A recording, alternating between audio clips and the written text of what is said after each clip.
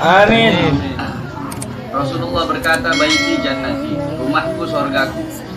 Baiti jannati, rumahku sorgaku itu bukan rumah yang besar, bukan rumah yang mewah, bukan rumah yang megah, bukan rumah yang di dalamnya terdapat perabotan-perabotan yang mahal. Baiti jannati, kata Rasul, rumahku sorgaku adalah suami yang taat kepada Allah, istri yang taat kepada Allah, suami yang soleh, istri yang soleha, istri yang ikhlas, yang sabar, yang warah, yang zuhud, yang qanaah. Rumah yang dihidupkan dengan Al-Quran, rumah tangga yang mengikuti aturan, ajaran Allah dan ajaran Nabi Muhammad, ini adalah baiti jannati. Walaupun rumahnya dari kardus, walaupun rumahnya dari kayu, tetapi kalau rumah itu dihidupkan dengan Al-Quran, rumah tangganya, suaminya, istrinya, anak-anaknya soleh dan taat kepada Allah Subhanahu wa Ta'ala, maka rumah tangga itu menjadi baiti jannati. Dan ini adalah pernikahan yang baik. Inilah pernikahan yang diajarkan oleh baginda Nabi Muhammad. Sebab banyak di zaman sekarang, bukan hanya di kota-kota, bahkan di kampung-kampung, sesuatu yang baik tetapi dicampur adukkan dengan hal-hal yang buruk. Nikah pakai dangdut, orkes. Ini bukan yang mengundang rahmat, bukan yang mengundang berkah, malah mengundang bala, mengundang bencana. Makanya banyak kita lihat berartis kawin cerai, kawin cerai, kawin cerai. Kenapa? Karena nikahnya diawali dengan hal-hal yang mengundang maksiat. Kalau awalnya udah nggak bagus, maka terus akhirnya pasti nggak bakal bagus.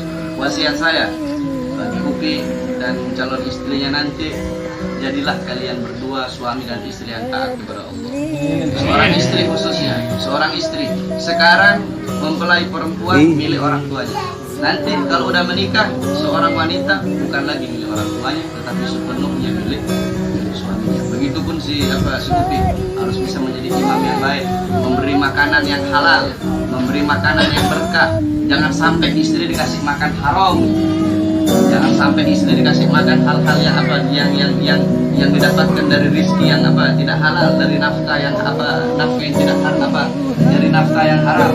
Sebab itu pun berpengaruh. Al-Imam Syafi'i, beliau punya ayah bernama Sayyidina Idris. Ini Sayyidina Idris, dulu beliau waktu masih muda, beliau duduk di samping sungai. Ketika beliau duduk di samping sungai, tiba-tiba ada sebuah apel. Itu apel hanyut dari sungai. Beliau ambil itu apel, beliau makan itu apel.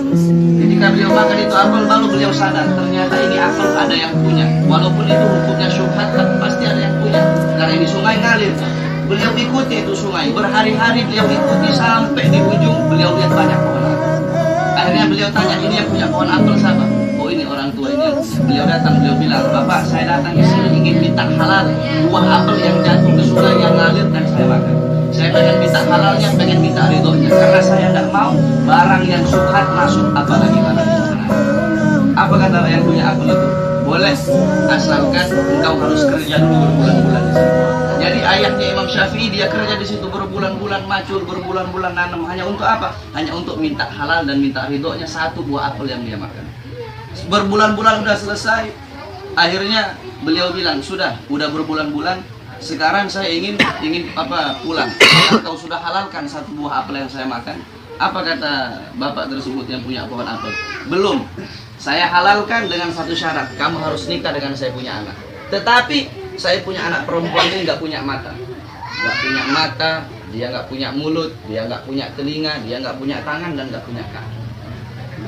Akhirnya apa kata Sayyidina Idris?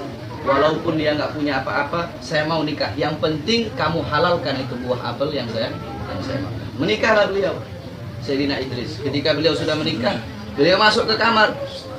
Beliau kaget. Ada seorang wanita yang sangat cantik dalam kamar. Akhirnya beliau keluar. Beliau bilang, apa ayah? Mungkin ini saya salah masuk kamar. Soalnya di dalam ada wanita yang sangat cantik.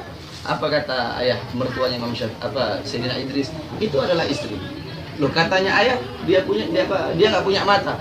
Maksudnya dia nggak punya mata, dia tidak pernah memandang hal-hal yang haram. Dia nggak punya telinga, dia tidak pernah mendengar hal-hal yang haram. Dia tidak punya mulut, dia tidak pernah berkata hal-hal yang haram. Dia nggak punya tangan, dia tidak pernah mengambil haknya orang, mencuri. Dia nggak punya kaki, dia tidak pernah melangkahkan kakinya ke tempat-tempat yang haram. Dari pernikahan Sayyidina Idris dengan wanita yang soleha, wanita yang menjaga dirinya, anggota tubuh zahir dan batinnya dari hal-hal yang haram, dengan Sayyidina Idris yang menjaga perutnya, dirinya, hal-hal anggota tubuhnya dari hal-hal yang haram, dari makanan yang haram. Dari pernikahan ini lahir seorang anak yang bernama Imam Syafi'i, yang menjadi ulama terbesar, yang menjadi ulama yang mazhabnya mayoritas dipakai di seluruh dunia. Makanya Upi nanti kasih makan istrinya dari hal-hal yang haram. Jangan kasih makan dari hal judi, dari hal nipu, dari hal mencuri.